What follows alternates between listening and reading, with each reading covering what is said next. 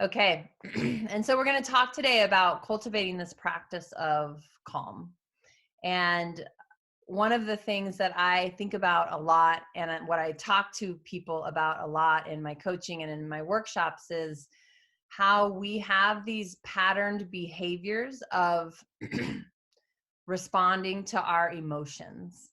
And so, and we aren't always aware of those. We are, in fact, most of the time, we are not very aware of those. And so, for example, anger comes in, the threat of anger comes in, the threat of being overwhelmed or being stressed. And I just go into autopilot with my own coping mechanisms, what I do to manage that, what I say to myself to manage that. And generally, we've talked about this before, is that these are what I do and what I say help me feel better in the moment and not necessarily in the long run, or they actually help me feel worse and in less control, which in this backwards kind of way is more soothing for our brain, because there's something in us that believes that we really can't handle this, or this is really too stressful. This is really overwhelming. And so it's this kind of identification. Like if I tell myself I can't handle it, then it's a reminder to myself that indeed I can't handle it. And so I need to go into these other coping mechanisms. And so when we bring a calm practice, let me back up. So that response is a learned response. And that's what we forget very often. Maybe we learned it as children, which is where a lot of it comes from.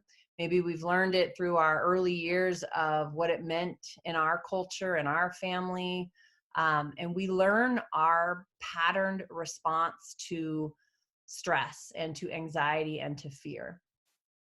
And when we can remember that in fact, we've actually learned that, it reminds us that we can unlearn it and choose something different. And that's the process of neuroplasticity. It's reminding ourselves, I'm doing this because it's what I've always done. It's not what I always have to do.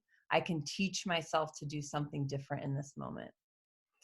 Brene Brown talks about calm, and I really like her work and the way that she describes calm. And in fact, I'm going to see if I can put it on the notes here on the chat for any of you who want it later or want to copy it. But what she defines calm is as creating perspective and mindfulness while managing emotional reactivity. And she goes on to say it's opening up an emotional chatter-free space, allowing ourselves to feel and think and dream and question. I love that phrase, chatter-free space. And so really what it means is that we're able to show up to the challenge, either an internal challenge or an external challenge, with perspective, with presence, and with choice.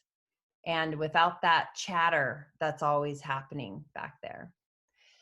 I'm going to use a practice today to kind of guide us through that. It's called the 3-minute mindfulness practice. I will extend it. I'll make it a little bit longer, but this comes from Joh Kabat-Zin's work in mindfulness-based cognitive therapy. It's an 8-week program that he designed. It's really amazing. And this is one of the most popular tools from that. And so what we're doing is training our brain. We're training it to kind of get out of this cognitive space and just much more into an awareness and being space. And as you know, the more that we can cultivate that practice, the more we can just show up to ourselves. And so, so what I'm going to do, I will guide you through the practice of first just coming into your body. And then I'm going to guide you into the practice of going deeper and intentionally into your breath. And then we'll go out with kind of this wider lens. And so I'll guide you through all of that. What I want to remind you is that anxiety is contagious. And so as we feel anxiety and we feel stress and we feel that nervousness, we spread it. And we also congregate with more of that. And what we also know is that calm is also contagious. And so to remind yourself that amongst that chaos, I can come in and be in choice. And through mirror neurons, I can help create that in my family, in my workplace, in my community. So when you're ready, go ahead and get yourself into a comfortable position. Again, you can close your eyes or not. You can take a soft gaze. You can turn your camera. You can lie down, sit down, whatever just allows you to be present in this moment. And we'll begin with dropping into your body, to this physical space, this physicalness. Bring your awareness into your brain, starting there, hearing the chatter. What we're doing in this first part is just observing. We're not going in to change or even to quiet, which it might do on its own, but we're just observing. Observing the chatter, bringing my awareness to any tight spots or tension or pain in my body.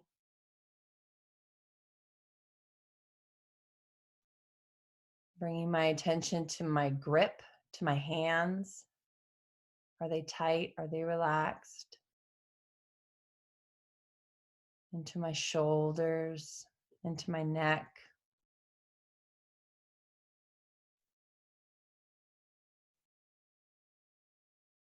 I focus my attention on my belly. What does it sound like? What does it feel like?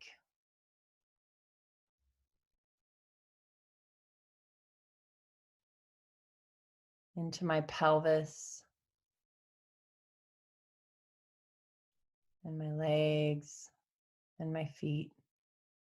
And just noticing, just really bringing awareness to those areas.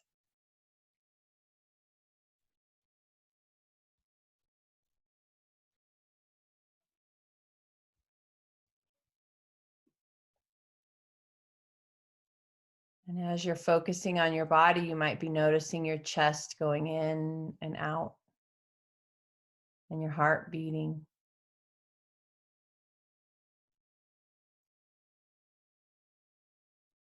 Notice if there's any parts of you that don't want to sit still, that are struggling. And just observe.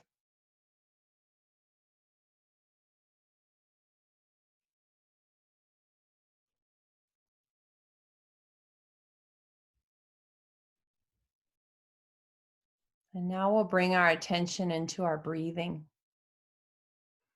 And again, we're not changing the breath here. We're just simply being aware of it.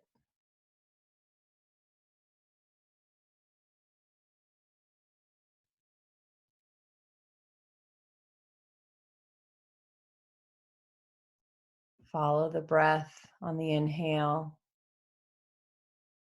And follow the breath on the exhale.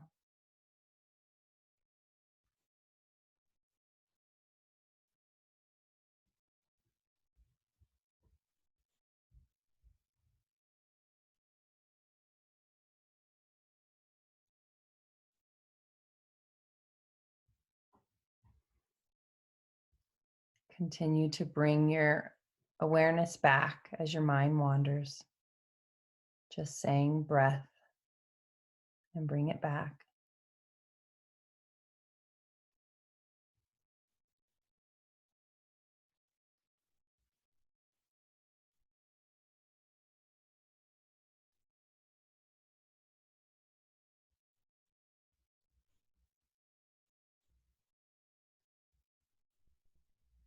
And now we're going to bring our awareness very intentionally back out. We just kind of laser focused into our breath.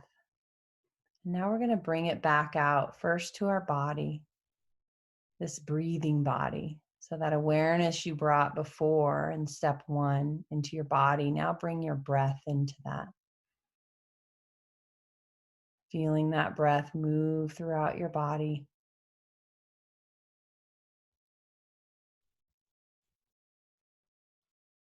Feeling your body as it makes contact with that around you, the chair, the floor, itself.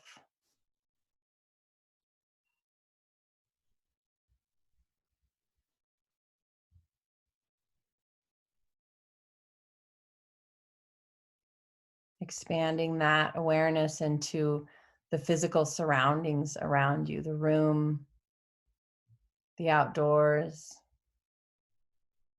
the sounds, the smells.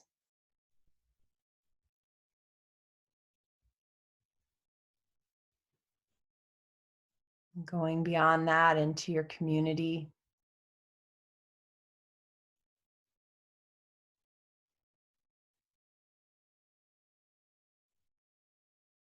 into your state,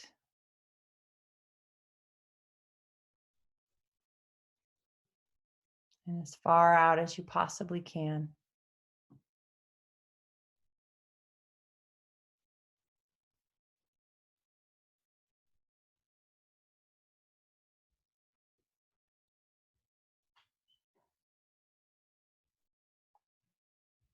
And as you remain in this place of just being present in your heart and your breath and on your spot in the planet, I want you to think about how important calm practice and mindfulness practice is. I see many of you return week after week, and I love it. And reminding yourself what this feels like, why you come, and why you stay, and why you practice.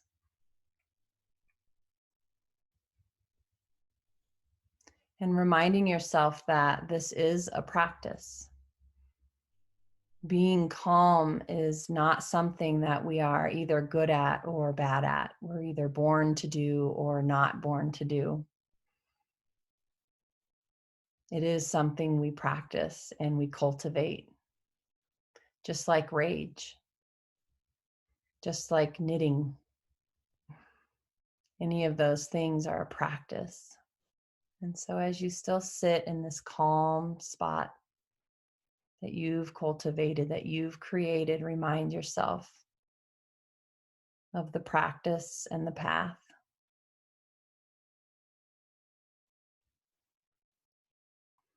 And when you're ready, begin to wiggle your toes and your fingers. And come back into this moment, into this virtual world that is our reality. And thank you all so much for being here. And I will see you in a week, Tuesday at 1 o'clock Pacific Standard Time.